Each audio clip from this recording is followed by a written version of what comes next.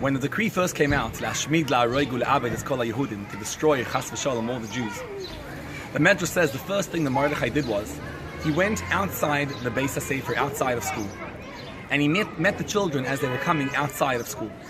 And he says, Kinderlach, what did you learn today in school? So the first child tells him, I learned in school today, Al tira mipachat pisoim, don't be afraid of any kind of holocaust of the wicked.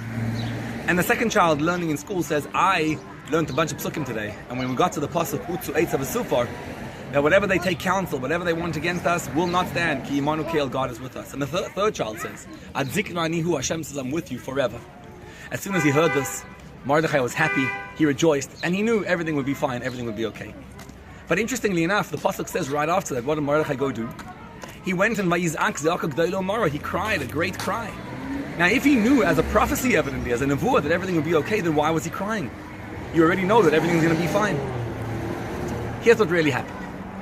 Mordechai understood that if there's a gzeira against us, it's not because of Haman, it's because of our relationship with God that was compromised.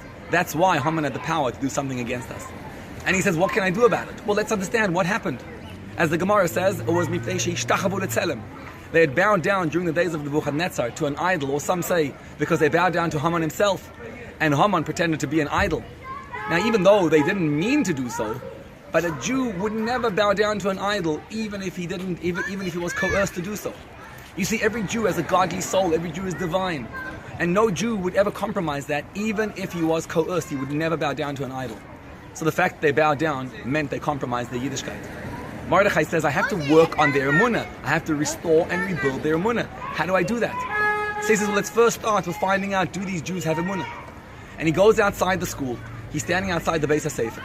And he wants to know, what are they teaching their kids? Because, whatever they teaching their kids, that's what they truly are. And you want to know what kids are? It's when they come out of school. When they're out of school, that's what they really are, not when they're inside school. So he meets the kids and they tell them, Al tira, don't be afraid. We learn to have bitachon, utzu eitz v'sulfa, whatever they want to do against us, Hashem is with us no matter what. And he says, if that's what they're teaching in school and that's what they get out of school, is a sign that the Jews are really in a great state and they really do believe in God. And this, that you don't see it, is just, it's not the reality of what they truly are. So Mordechai says, so we have what to work with. We have exactly what to work with.